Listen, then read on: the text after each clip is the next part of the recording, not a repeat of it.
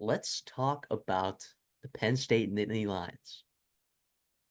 This was a team that both of us were insanely high on last year. It actually was our most viewed video of these preseason videos last year, mostly because we were so high on it, right? And when we mean we were so high on it is that the over-under win total was at 9.5, which you can get in some places again this year. Because we believed in the offensive line, we believed in that running back room, we believed in Drew Alar. That defense was ridiculous, and we were high on it. We were early on it. And a lot of that is true again this year, right? I mean, last year's offensive line, I think, disappointed, and they still won 10 games, right? Their only losses being to Michigan and Ohio State in the regular season. Like, double digit wins is definitely on the table for this team for sure. And their schedule is arguably easier than last year's schedule, which is quite a sight to see. Am I wrong? No, it is. And part of the reason why we were so high on that team, I mean, it's the Big Ten, right? So there is parity from the top to like the rest of to the rest of the teams, right? And that gap's closing, right? You got teams like Nebraska, Wisconsin. I think Washington is going to start to bridge that gap. USC as well, but for right now, like there is still a gap between your tier 1.5 teams and everybody else, and that's part of the reason why, even though the ceiling wasn't quite there last year with Penn State, it didn't quite get unlocked with that offense. That floor was so high because you mentioned the defense, because you mentioned the O line, and what they've been able to do there for a while now at Penn State. I mean, they just hammered teams that were lesser than them. And that James Franklin just doesn't lose games that he's not supposed to lose for the most part, right? And that's also why he's kind of kept his job there. I know if you're a Penn State fan, you're tired of hearing about, let's win 9 games, let's win 10 games and call it a day.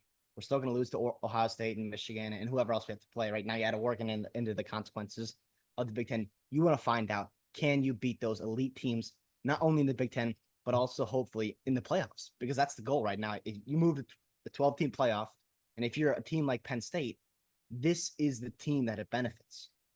Team like Penn State, maybe you're not the first or even the second best team in your conference, but you still have an opportunity to make the playoffs. You still have an opportunity to get healthy and to get hot at the right time playing college football, and you can do some exciting things. That's why you bring in a guy like Andy Kolnicki, background in offensive line, in tight ends, hopefully to establish that running game, explosive running game, like we've seen it in past years, as well as unlock Drew Alar's right arm. And then Tom Allen, defense coordinator there. Obviously, don't get confused what he did at Indiana and whatnot those last couple of years. Much more talent on this team in this program than he's ever had with Indiana. It should be fun for James Franklin and the Nittany Lions over there in State College. Well, we can't talk about Penn State offense, right, without talking about Drew Alar or Aller as their quarterback. He's a surprisingly very polarizing player in college football. I think there's a lot of people that are either very high on Drew Aller or not, right? And the truth is, we haven't really seen him be elite, be that top 10 quarterback that some media pundits are projecting him as this year. We haven't seen that yet. But what does he do well? He takes care of the football, man. Like, and if you're a team like Penn State where you're gonna out physical a lot of teams, there is such a high value in taking care of the football. Like it is like if you're not such a great team, right, or you're maybe not as physical and you rely on explosive plays, like sure, like you may have to take some shots downfield in order to win some games.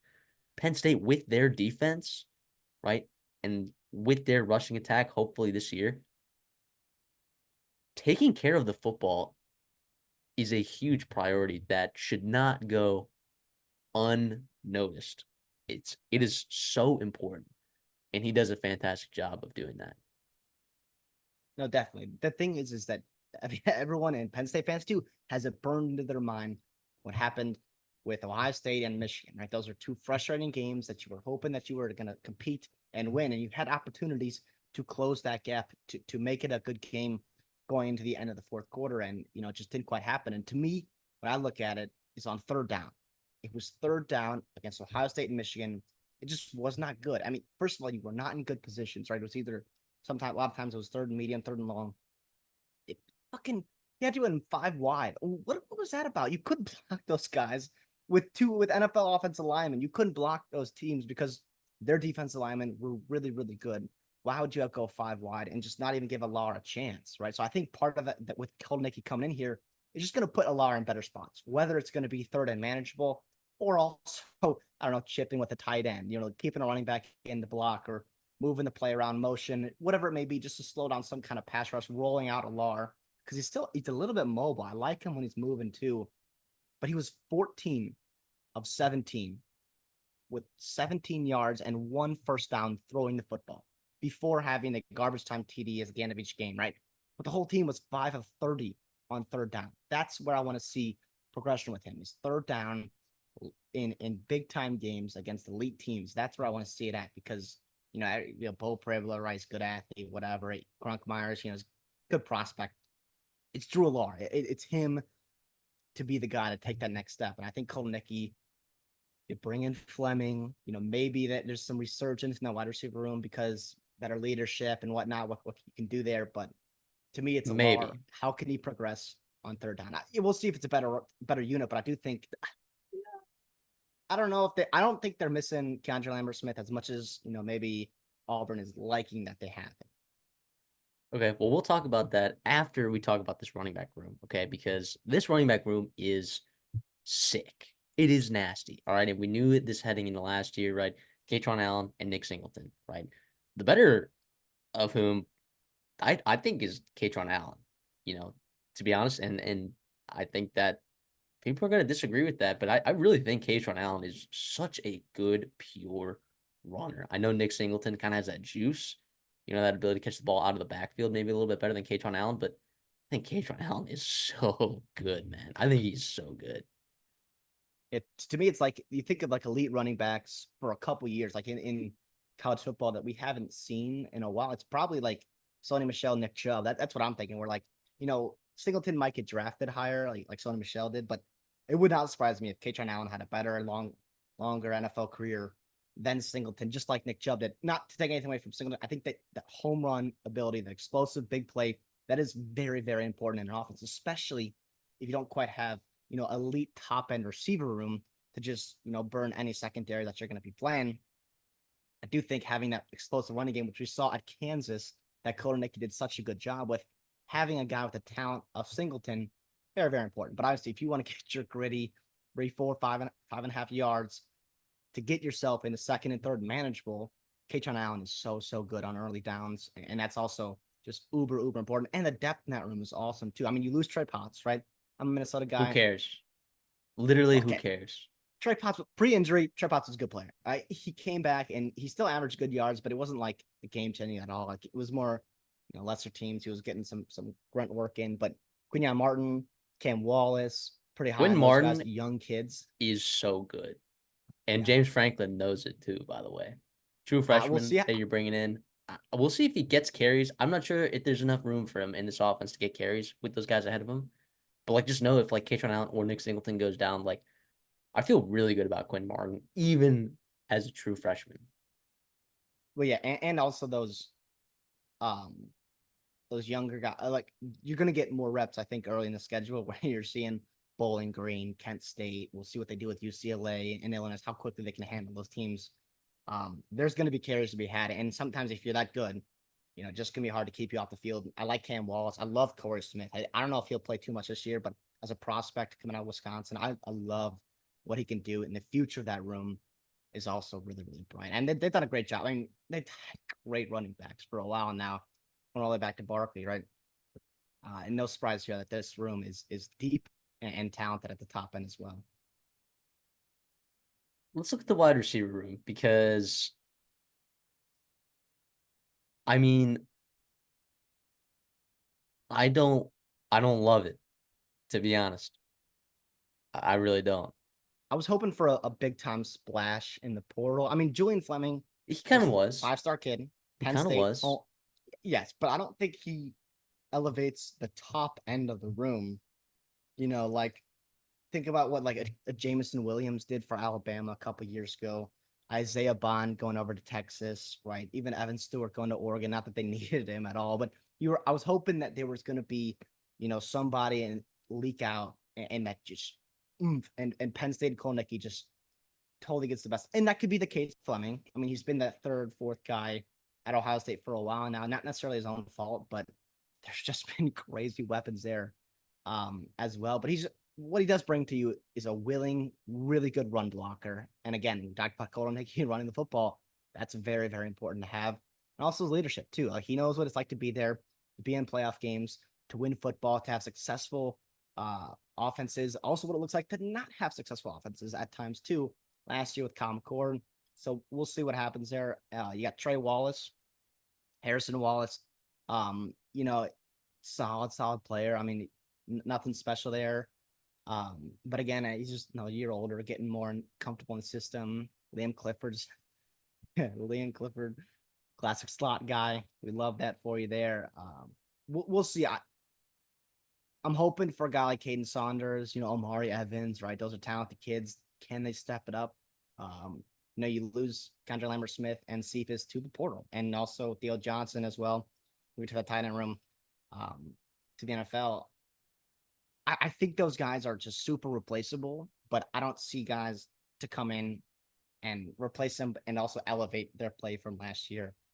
We'll see what happens. But again, I think part of it is just by the aggregate. Like I think what Kolnicki can do in improving Drew Allar, I think Kolnicki can do it in guys up. I think what they can do is everyone just gets better by default, in my opinion. I'm just kind of, I just feel better about Fleming or about Trey Wallace, right? Because I think this offense just gets much better schematically.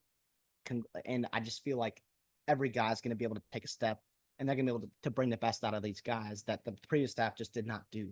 And also with Kansas, too, is they've done a good job spreading the football around. Like they've got Lawrence Arnold there, right? And he's a really good wide receiver. But they spread the football a ton. So you're going to need multiple guys to be able to beat you by. And it sounds like, there's two and a half guys that you like to feel good about. We'll see if some other guys can step up and really let this team hit its ceiling.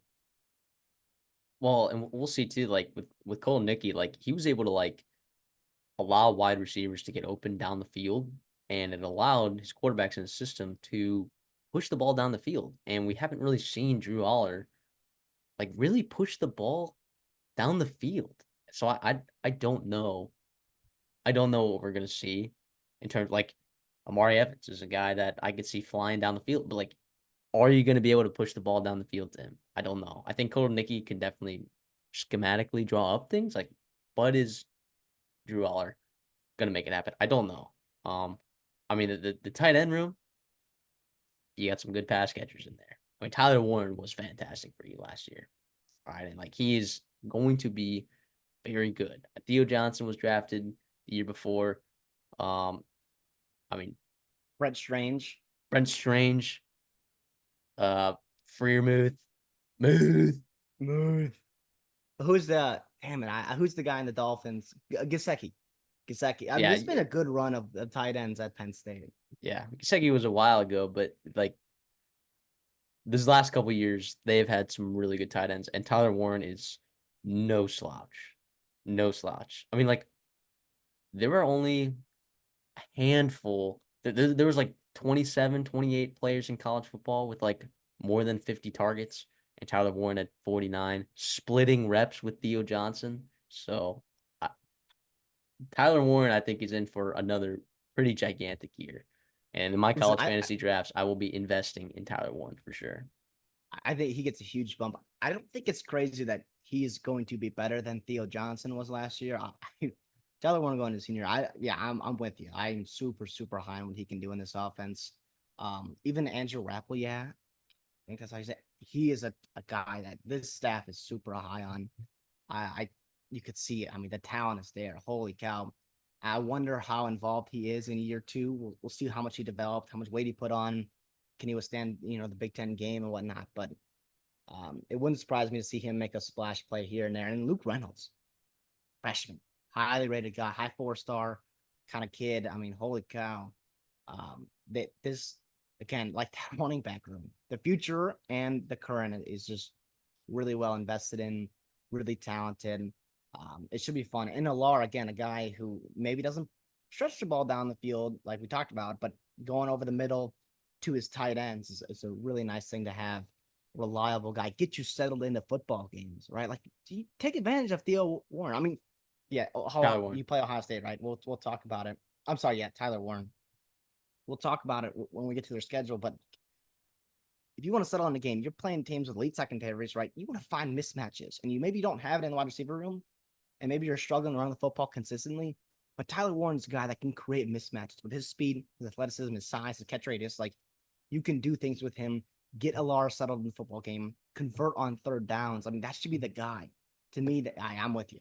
College fantasy football players, NFL draft experts, everyone. I think they're going to be really excited to watch Tyler Warren this year in this Penn State offense.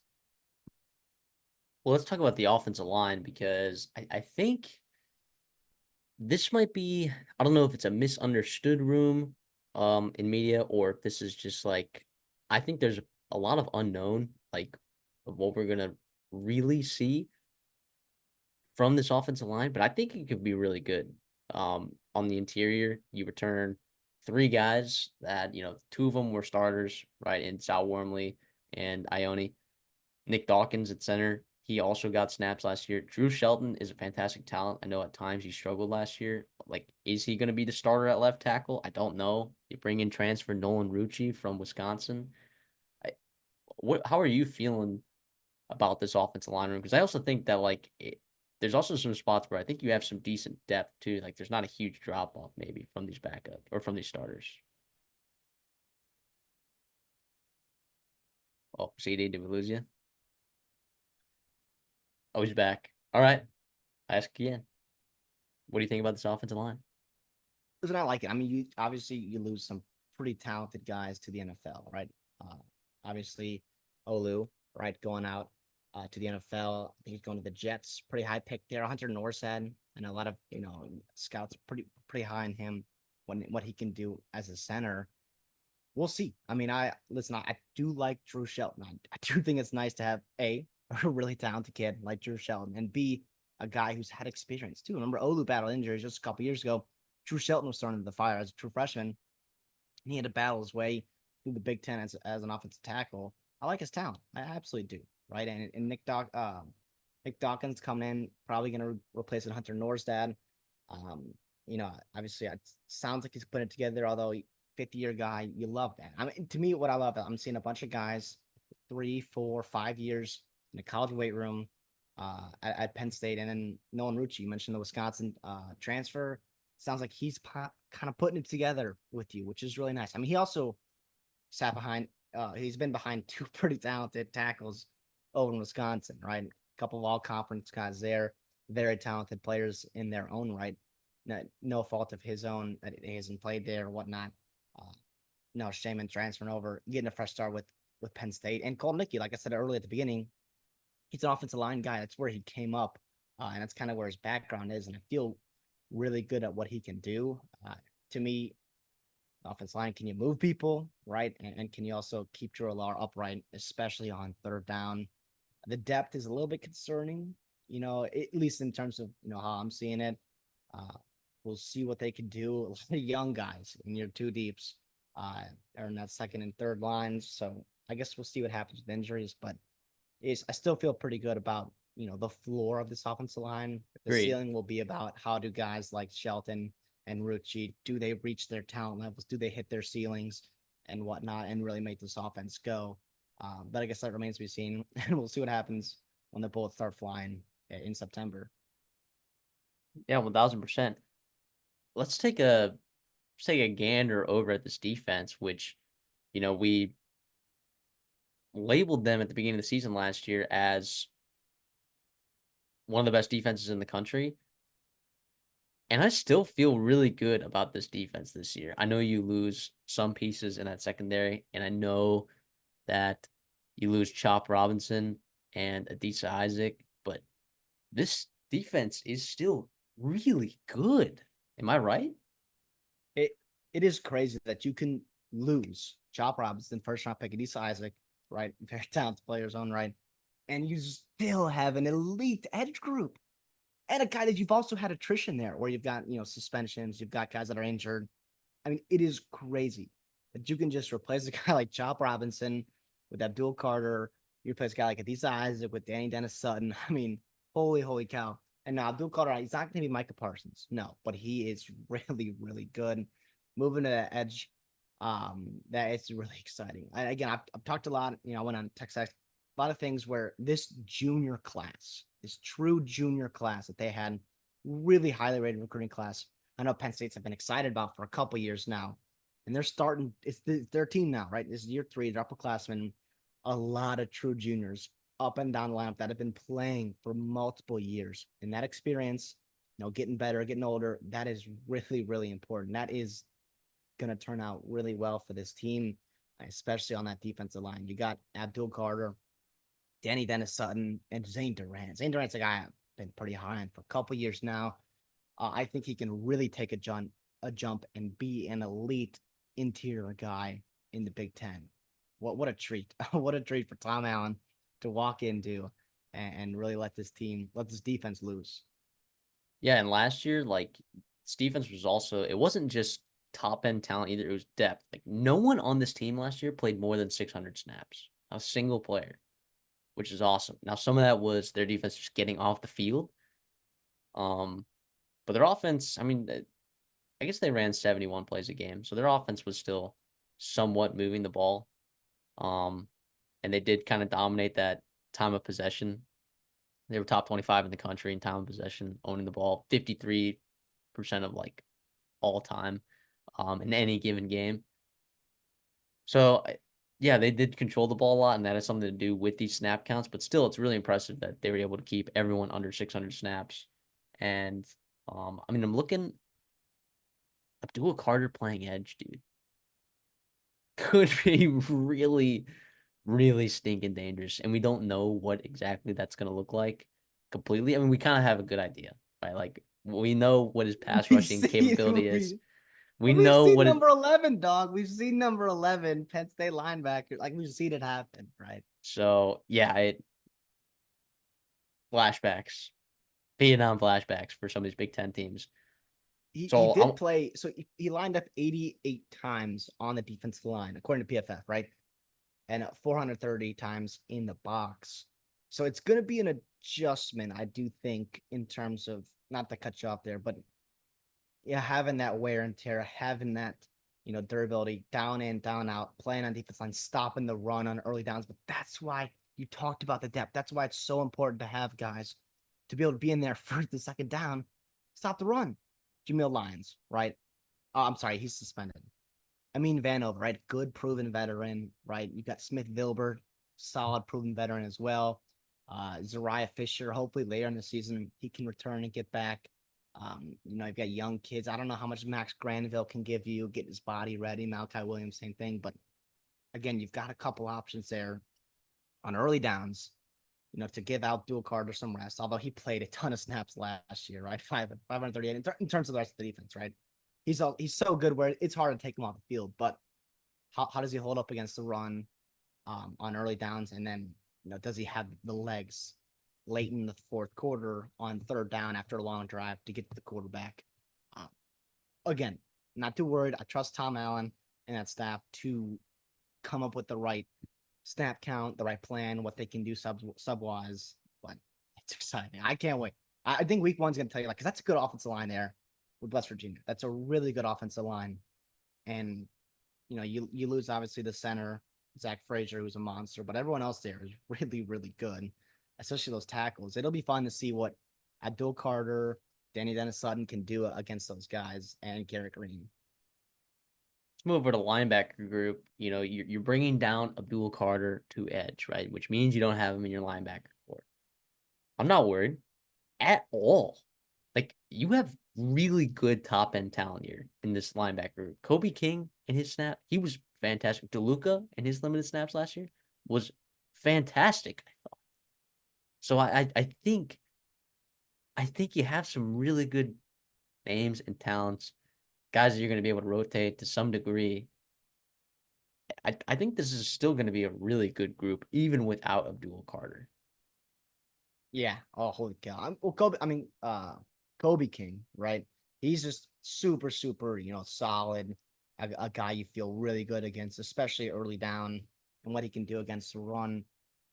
Tony Rojas, that's your playmaker. That is your elite athlete. That is your star. What he can do, disrupting plays, getting after the quarterback, breaking passes up, negative plays, whatever your defense. You're so disruptive last year, right? He's your guy that you really cut him loose and let him go. But you mentioned the depth behind them. Yeah, pretty exciting. I mean, you feel pretty good about, what the linebacking core can look like. Even you mentioned even moving a guy down the edge. And that's part of the reason why I think you did. I mean, you look at Dredge Group and it's like, well, we could probably use a really good pass rusher. And Carter, you're looking at his future, probably a really good edge in the NFL. But you also have the talent and depth that you feel good about that. I love it. I'm with you absolutely. I mean, hats off to the staff, what they've recruited. Yeah, running this 4-3, right? I think Rojas, King, and DeLuca like could be like maybe the second best linebacking core in the Big Ten. Behind maybe Michigan. I mean, Sorry, maybe behind Iowa.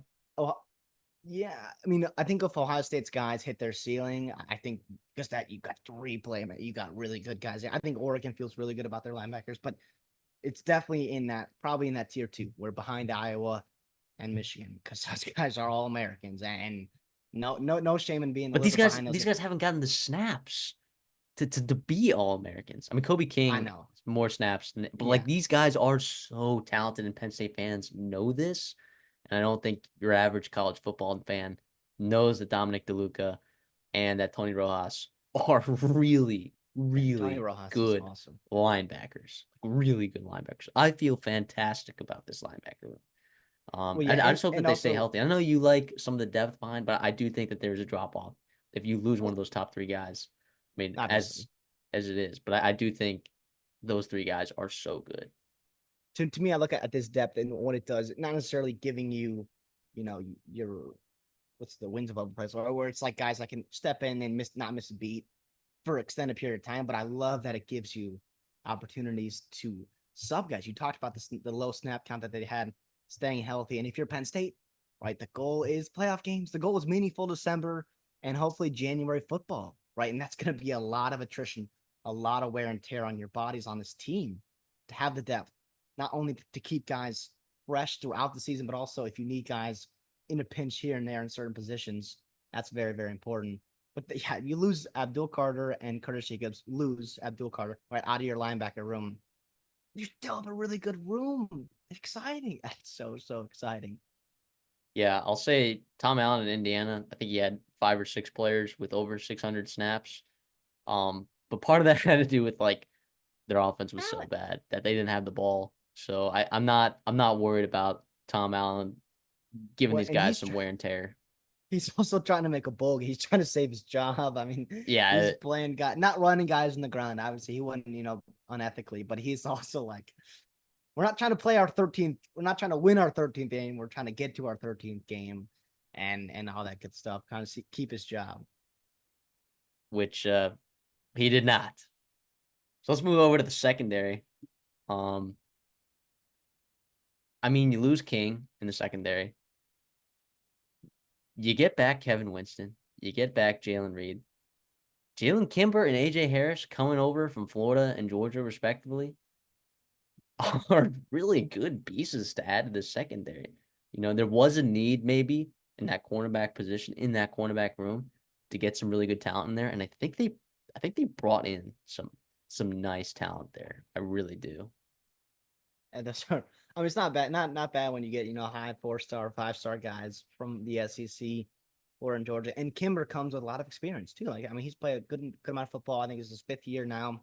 Very solid guy. Kind of raising that floor after losing a bunch of cornerbacks in that room. AJ Harris is your upside kid, right? I mean, put all the tools together. Holy cow, what he can do. He showed some flashes last year at Georgia. And I know a lot of teams wanted to Auburn, wanted him real bad and all that good stuff. I mean, the upside is absolutely there, and what he can do.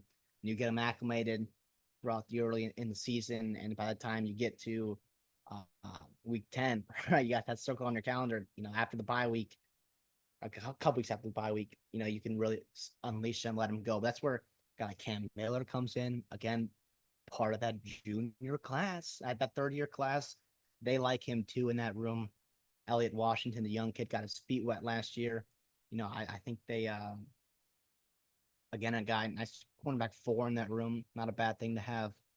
After that, I think you're getting into some younger kids for sure, but I guess hopefully you don't have to get in that far in your cornerback room. But regardless, I think the Kimber Harris Miller trio, I feel really good about finding two of those kids consistently to play, and even having three guys to rotate, keep bodies fresh, like you talked about what they were able to do last year.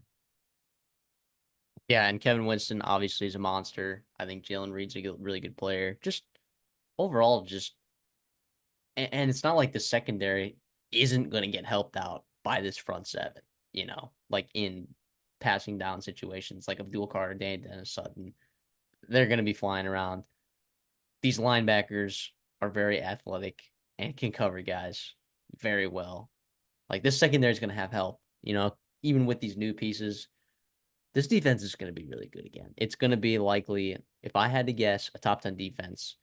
And I think it's going to be amplified by the schedule that they play, which is, at the top end easier than the schedule that they played against last year, right? So, um, I mean, can we get in the schedule right now? I mean, look, week Yeah, one, let's do it. you go to West Virginia, and look, every year for the last several years, you have a top 10 team lose on the road. Okay. In week Could one. in week one. Would it be Penn State?